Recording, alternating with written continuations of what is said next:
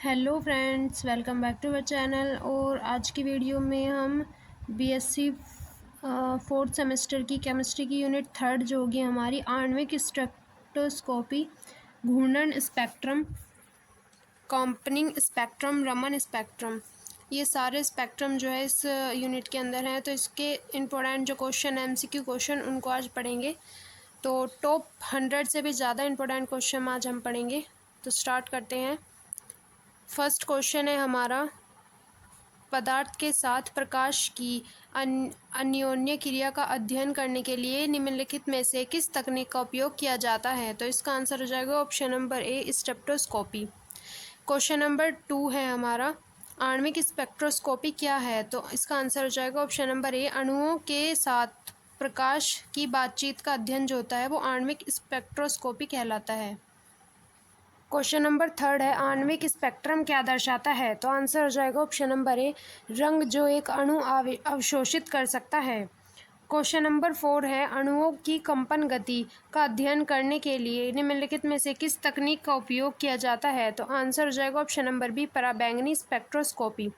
Question number 5 है हमारा, आणविक स्पेक्ट्रम से क्या जानकारी प्राप्त की जा सकती है? तो इसका आंसर हो जाएगा ऑप्शन नंबर बी, एक अणु की संरचना ज्ञात की जा सकती है।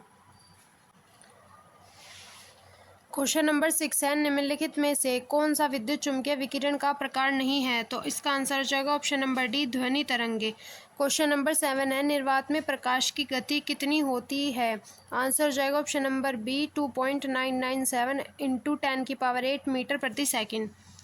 क्वेश्चन नंबर 8 है, निम्नलिखित में से किस रंग की आवृत्ति सबसे अधिक होती है? तो इसका आंसर हो जाएगा ऑप्शन नंबर डी, नीले। क्वेश्चन नंबर 10 है, किस प्रकार के विद्युत चुम्बकीय विकिरण में से सबसे अधिक ऊर्जा होती है? तो आंसर हो जाएगा option number D, X ray. Question number 11 है, आणविक स्पेक्ट्रोस्कोपी के लिए आमतौर पर विद्युत चुम्बकीय स्पेक्ट्रम के किस क्षेत्र का उपयोग किया जाता है? तो इसका आंसर हो जाएगा ऑप्शन नंबर बी, इंफ्रारेड क्षेत्र। क्वेश्चन नंबर 12 है, स्पेक्ट्रम के किस क्षेत्र में घूर्णी स्पेक्ट्रोस्कोपी होती है? तो आंसर हो जाएगा option number C, radio frequency क्षेत्र। क्वेश्चन नंबर 13 है, स्पेक्ट्रम के निम्नलिखित में से किस क्षेत्र का उपयोग इलेक्ट्रॉनिक स्पेक्ट्रोस्कोपी के लिए किया जाता है? तो आंसर हो जाएगा ऑप्शन नंबर बी, अल्ट्रावायलेट क्षेत्र। क्वेश्चन नंबर 14 है, स्पेक्ट्रम के इंफ्रारेड क्षेत्र में तरंगदैर्घ्य की सीमा क्या है? तो इसका आंसर हो जाएगा ऑप्शन नंबर सी, 700 नैनोमीटर से 1 नैनोमीटर। क्वेश्चन नंबर 15 है, इंफ्रारेड स्पेक्ट्रोस्कोपी का उपयोग करके आमतौर पर निम्नलिखित में से किस आणविक कंपन का अध्ययन किया जा सकता है? तो आंसर हो जाएगा ऑप्शन नंबर डी, कंपन, खिंचाव और झुकाव। क्वेश्चन नंबर 16 है, स्पेक्ट्रोमीटर का कार्य क्या है? तो आंसर हो जाएगा ऑप्शन नंबर डी, एक अणु के वर्णक्रमीय गुणों को मापने के लिए। क्वेश्चन नंबर 17 है, निम्नलिखित में से कौन सा घटक आमतौर पर स्पेक्ट्रोमीटर में नहीं पाया जाता है? तो इसका आंसर हो जाएगा option number D, pump. Question number 18 है, स्पेक्ट्रोमीटर में क्रोमेटर का उद्देश्य क्या है? तो इसका आंसर हो जाएगा ऑप्शन नंबर डी, जगह में नमूना रखने के लिए। क्वेश्चन नंबर 19 है, आणविक स्पेक्ट्रोस्कोपी में आमतौर पर किस प्रकार के डिटेक्टर का उपयोग किया जाता है? तो इसका आंसर हो जाएगा option number A, photo multiplier tube. Question number 20 है, आणविक स्पेक्ट्रोस्कोपी में संदर्भ सेल का उद्देश्य क्या है? तो इसका आंसर हो जाएगा ऑप्शन नंबर ए, पृष्ठभूमि संकेत को मापने के लिए। क्वेश्चन नंबर 21 है, बॉर्न ओपेनहाइमर सन्निकटन क्या है? तो इसका आंसर हो जाएगा ऑप्शन नंबर ए, अणुओं में इलेक्ट्रॉनिक गति के लिए समीकरण को हल करने के लिए उपयोग किया जाने वाला एक अनुमान। क्वेश्चन नंबर 22 है, बॉर्न ओपेनहाइमर सन्निकटन के संबंध में निम्नलिखित में से कौन सा कथन सत्य है? तो इसका आंसर हो जाएगा ऑप्शन नंबर सी, सन्निकटन मानता है कि इलेक्ट्रॉनिक और परमाणु गति युग्मित है।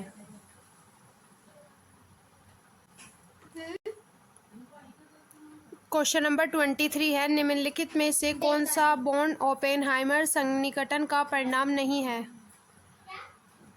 तो इसका आंसर हो जाएगा ऑप्शन नंबर सी, संभावित ऊर्जा सतह की गणना इलेक्ट्रॉनिक गति से स्वतंत्र रूप से की जा सकती है।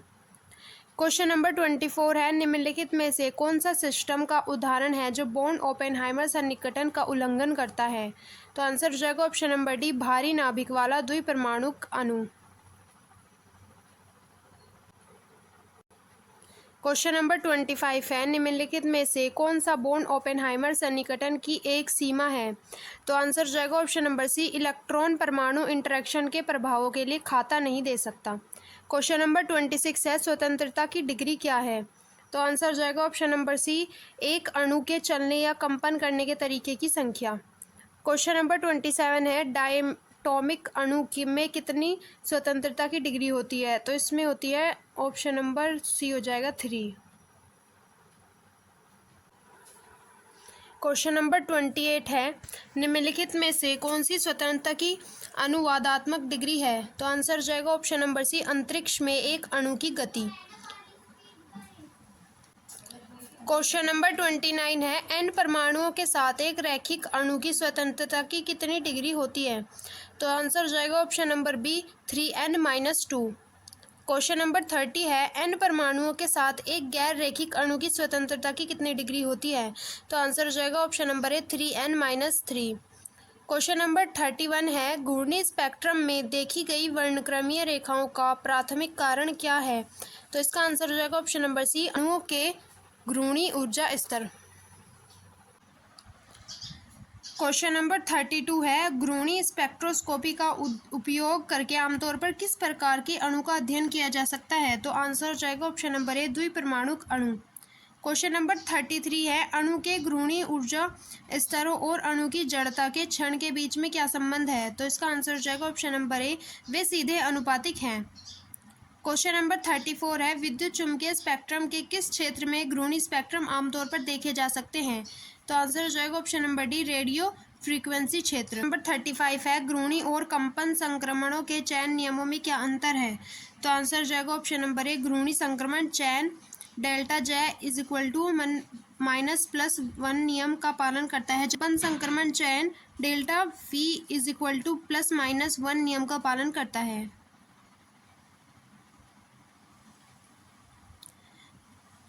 क्वेश्चन नंबर 36 है, एक दृढ़ रोटर के घूर्णी स्थिरांक के संदर्भ में ऊर्जा अभिव्यक्त क्या है? तो इसका आंसर हो जाएगा option number C, E = BJ×J+1। Question number 37 है, दृढ़ रोटर के घूर्णी स्थिरांक और जड़त्व के क्षण के बीच में क्या संबंध है? तो इनके बीच में जो है विपरीत अनुपातिक है, option number B. Question number 38 है, दृढ़ रोटर में घूर्णी ऊर्जा स्तरों के बीच संक्रमण के लिए चयन नियम क्या है? तो इनका नियम हो जाएगा option number A, delta J +-1। Question number 39 है, अणु का कौन सा भौतिक पैरामीटर घूर्णी स्थिरांक का मान निर्धारित करता है? तो आंसर हो जाएगा ऑप्शन नंबर ए, अणु का द्रव्यमान। क्वेश्चन नंबर 40 है, किस तापमान पर एक दृढ़ रोटर में घूर्णी ऊर्जा स्तरों जनसंख्या वितरण बोल्ट्जमैन वितरित हो जाता है? तो इसका आंसर हो जाएगा option number D, 1000 kelvin. Question number 41 है, चयन नियम क्या है? तो चयन नियम जो है वो है एक नियम जो निर्धारित करता है कि अणु में कौन से संक्रमण की अनुमति है और कौन से प्रतिबंधित है, ऑप्शन नंबर बी सही है। क्वेश्चन नंबर 42 है, परमाणुओं में विद्युत द्विध्रुवीय संक्रमण के लिए चयन नियम में निम्नलिखित में से कौन सी क्वांटम संख्या शामिल है? तो आंसर हो जाएगा option number B, A1। Question number 43 है, परमाणुओं में चुंबकीय द्विध्रुवीय संक्रमण के लिए निम्नलिखित में से कौन सा चयन नियम है? तो इसका आंसर हो जाएगा option number B. Question number 44 है, एक अणु में निम्न प्रकार के संक्रमणों में से कौन सा विशिष्ट रूप से वर्जित है? तो इसका आंसर हो जाएगा ऑप्शन नंबर डी, इन सभी, जैसे कि घूर्णी संक्रमण, कंपन संक्रमण, इलेक्ट्रॉनिक संक्रमण। क्वेश्चन नंबर 45 है, अणु में घूर्णी संक्रमण के लिए निम्नलिखित में से कौन सा चयन नियम है? तो आंसर हो जाएगा option number C. Question number 46 है, वर्णक्रमीय तीव्रता क्या है? वर्णक्रमीय तीव्रता ऑप्शन हो जाएगा ए, ऊर्जा प्रति यूनिट क्षेत्र प्रति यूनिट समय प्रति यूनिट तरंगदैर्घ्य जो होगी वो वर्णक्रमीय तीव्रता होगी। क्वेश्चन नंबर 47 है, निम्नलिखित में से कौन सा कारक उत्सर्जन रेखा की वर्णक्रमीय तीव्रता को प्रभावित कर सकता है? तो आंसर हो जाएगा उपरोक्त सभी, ऑप्शन नंबर डी। उत्सर्जक स्रोत का तापमान, उत्सर्जक प्रजातियों की एकाग्रता और डिटेक्टर के वर्णक्रमीय संकल्प। क्वेश्चन नंबर 48 है, किसी स्रोत द्वारा उत्सर्जित वर्णक्रमीयता, तीव्रता और फोटोन की संख्या के बीच क्या संबंध है? तो आंसर हो जाएगा ऑप्शन नंबर ए, वे सीधे अनुपातिक है। क्वेश्चन नंबर 49 है, वर्णक्रमीय तीव्रता मापन में सामान्यीकरण का उद्देश्य क्या है? तो आंसर हो जाएगा ऑप्शन नंबर सी, विभिन्न वर्णक्रमीय रेखाओं या स्पेक्ट्रा की तीव्रता की तुलना करने के लिए। क्वेश्चन नंबर 50 है, निम्नलिखित में से कौन सा कारक उत्सर्जन रेखा की वर्णक्रमीयता तीव्रता में कमी ला सकता है? तो आंसर हो जाएगा ऑप्शन नंबर बी, उत्सर्जक प्रजातियों की एकाग्रता को कम करना। क्वेश्चन नंबर 51 है, जनसंख्या वितरण क्या है? तो आंसर हो जाएगा ऑप्शन नंबर सी, आबादी में किसी विशेष विशेषता या विशेषता का वितरण। क्वेश्चन नंबर 52 है, सामान्य वितरण क्या है? तो आंसर हो जाएगा ऑप्शन नंबर बी, एक वितरण जो मध्य में एक चोटी और दोनों पक्षों तक विस्तृत पूंछ की विशेषता है। क्वेश्चन नंबर 53 है, जनसंख्या वितरण का माध्य क्या है? तो आंसर हो जाएगा ऑप्शन नंबर सी, वितरण में सभी मूल्यों का औसत मूल्य जनसंख्या वितरण का माध्य कहलाता है। क्वेश्चन नंबर 54 है, जनसंख्या वितरण का मानक विचलन क्या है? तो आंसर हो जाएगा ऑप्शन नंबर सी, वितरण के प्रसार का एक उपाय।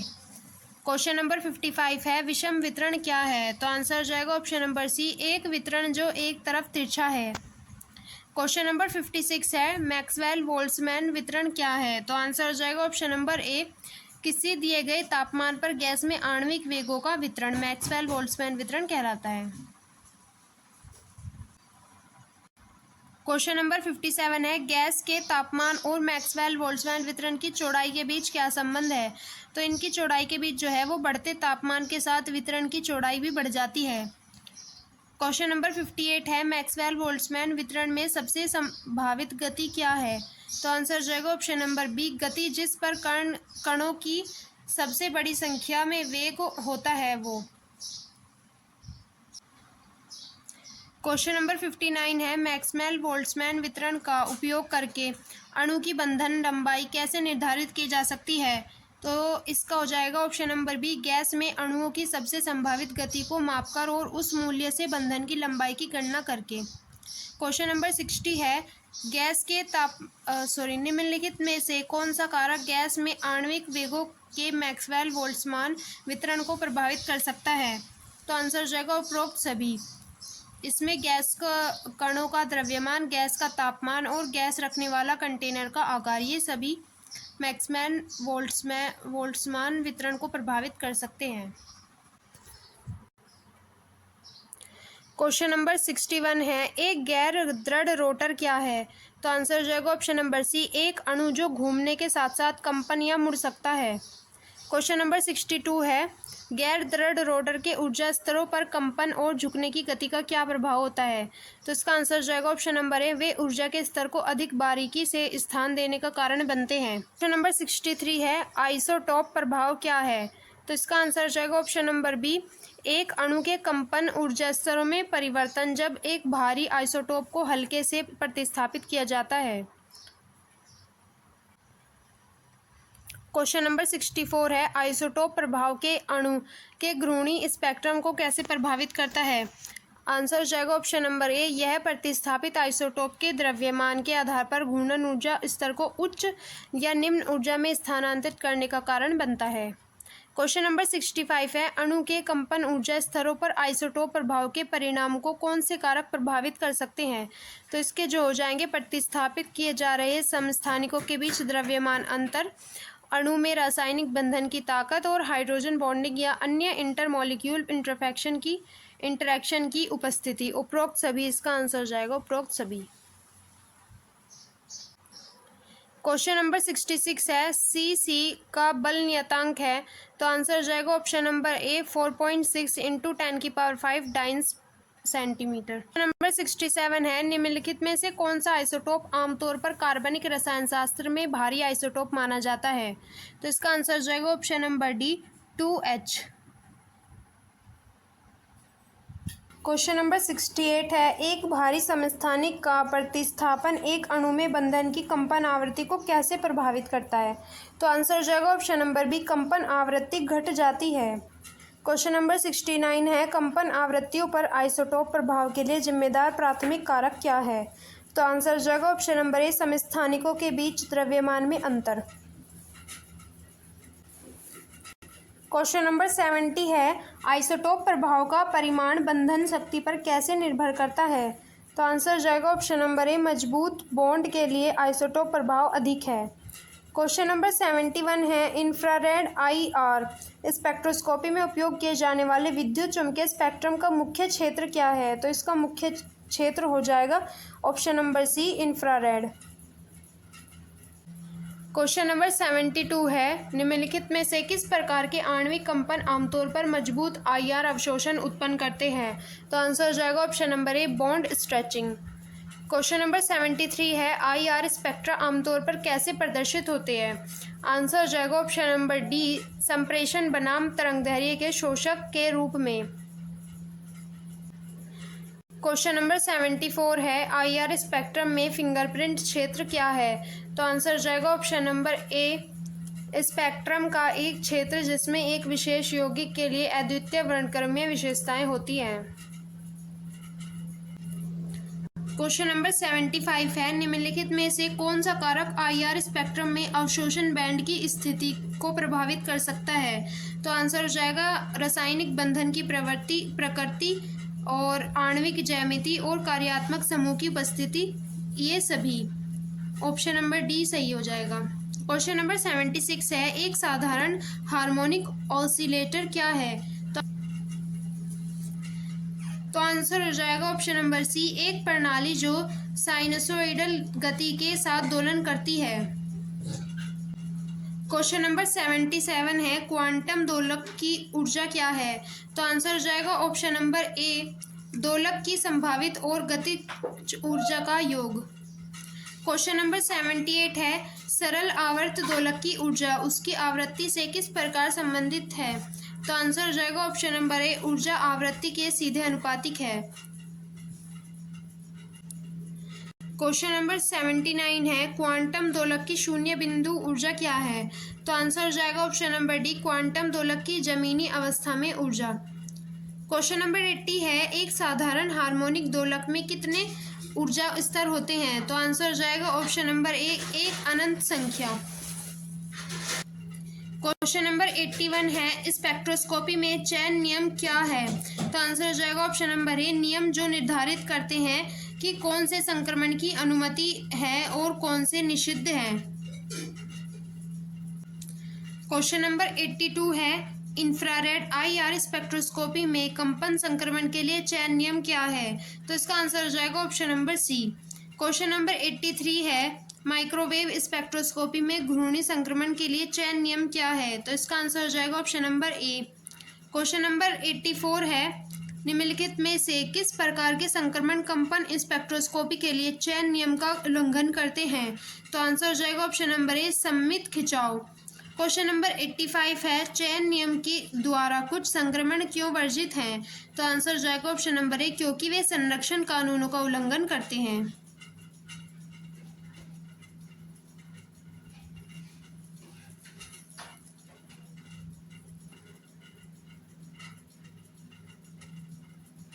क्वेश्चन नंबर 86 है, शुद्ध कंपन स्पेक्ट्रम क्या है? आंसर हो जाएगा ऑप्शन नंबर ए, एक स्पेक्ट्रम जो केवल कंपन संक्रमण दिखाता है। क्वेश्चन नंबर 87 है, शुद्ध कंपन संक्रमणों के लिए चयन नियम क्या है? तो आंसर हो जाएगा ऑप्शन नंबर सी।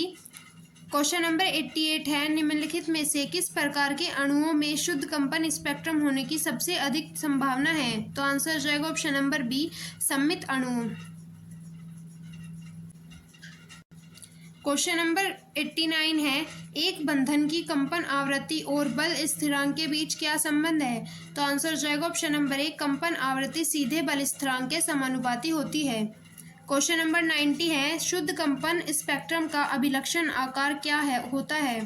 आंसर हो जाएगा ऑप्शन नंबर ए, तेज चोटियों की एक श्रृंखला। क्वेश्चन नंबर 91 है, इंफ्रारेड आईआर स्पेक्ट्रोस्कोपी में कंपन संक्रमण की तीव्रता और द्विगुणित परिवर्तन के बीच क्या संबंध है? आंसर हो जाएगा ऑप्शन नंबर ए, तीव्रता द्विध्रुवीय क्षण में परिवर्तन के सीधे अनुपातिक है। क्वेश्चन नंबर 92 है, किसी बंधन का बल स्थिरांक उसकी कंपन आवृत्ति से कैसे निर्धारित किया जा सकता है? आंसर हो जाएगा ऑप्शन नंबर ए, कंपन आवृत्ति और बल स्थिरांक के बीच संबंध का उपयोग करके। क्वेश्चन नंबर 93 है, बल स्थिरांक और बंध ऊर्जा के बीच क्या संबंध है? तो आंसर हो जाएगा ऑप्शन नंबर ए, बल स्थिरांक बंधन ऊर्जा के सीधे अनुपातिक होता है। क्वेश्चन नंबर 94 है, बंधन की ताकत कंपन आवृत्ति को कैसे प्रभावित करती है? आंसर हो जाएगा ऑप्शन नंबर ए, मजबूत बॉन्ड में उच्च कंपन आवृत्ति होती है। क्वेश्चन नंबर 95 है, बॉन्ड की लंबाई और बल स्थिरांक के बीच गुणात्मक संबंध क्या है? आंसर हो जाएगा ऑप्शन नंबर डी, जैसे ही बंधन की लंबाई घटती है बल निरंतर बढ़ता है। क्वेश्चन नंबर 96 है, अनहार्मोनिक गति की ओर जाता है। आंसर हो जाएगा ऑप्शन नंबर ए, अवशोषण स्पेक्ट्रम का विस्तार। क्वेश्चन नंबर 97 है, समस्थानिक प्रतिस्थापन की ओर जाता है। आंसर हो जाएगा ऑप्शन नंबर ए, अवशोषण स्पेक्ट्रम की शिफ्ट। क्वेश्चन नंबर 98 है, निम्नलिखित में से कौन सा अनहार्मोनिक गति का परिणाम नहीं है?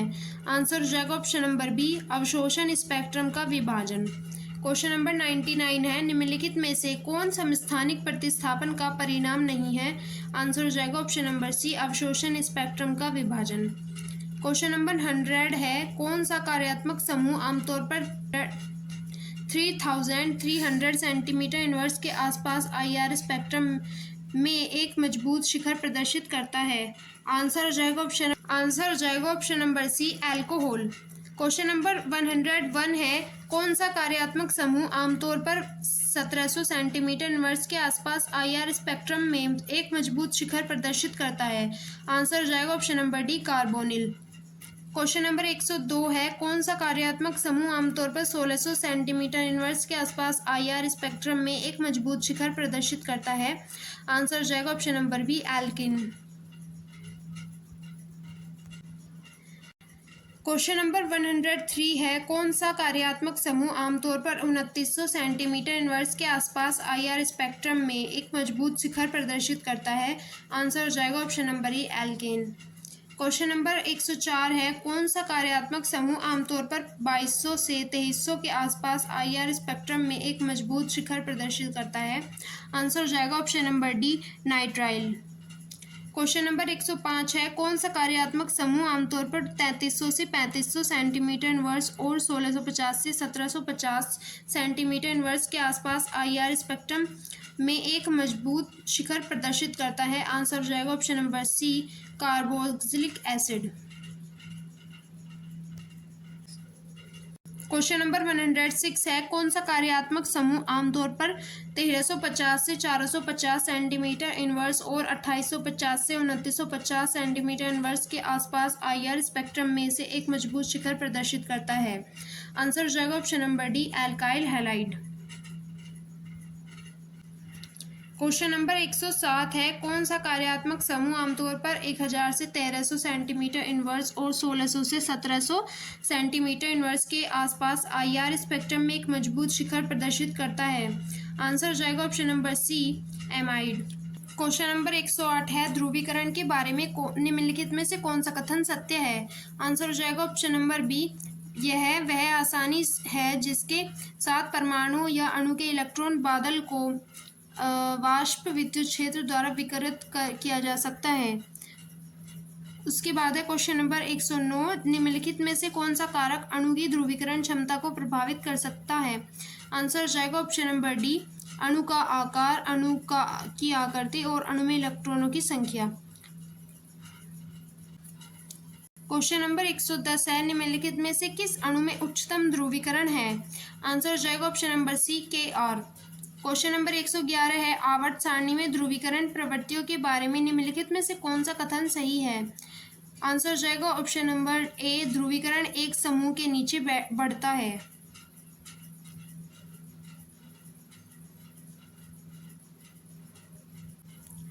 क्वेश्चन नंबर 112 है, अणु के शुद्ध घूर्णी स्पेक्ट्रम के लिए किस प्रकार की गति जिम्मेदार है? और जाएगा option number C, rotation.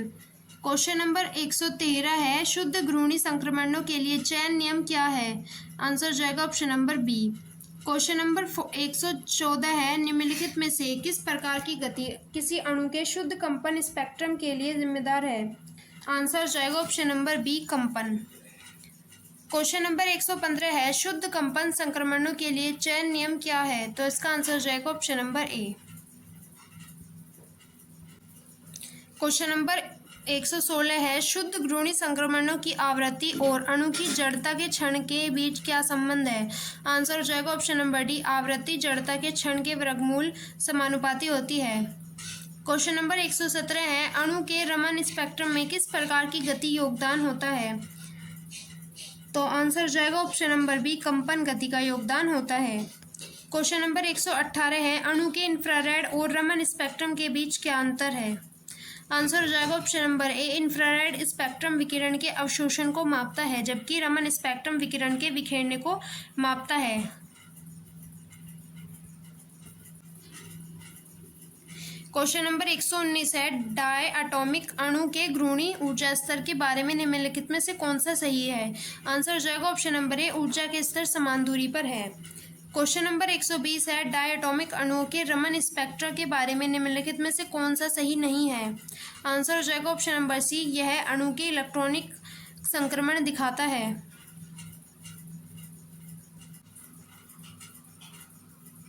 Question number 121 है, द्विपरमाणविक अणुओं में किस प्रकार का रमन प्रकीर्णन सबसे अधिक देखा जाता है? आंसर जाएगा option number B, spectral scattering. Question number 122 है, डाई एटॉमिक अणुओं में रमन बैंड की तीव्रता को प्रभावित करने वाले कारक निम्नलिखित में से कौन सा नहीं है? आंसर जाएगा ऑप्शन नंबर डी, ऊर्जा का तापमान। तो आज की वीडियो में हमने 122 क्वेश्चन कवर किए हैं, और अगर किसी टॉपिक पर वीडियो चाहिए तो आप मुझे कमेंट बॉक्स में बता सकते हैं। So thank you so much.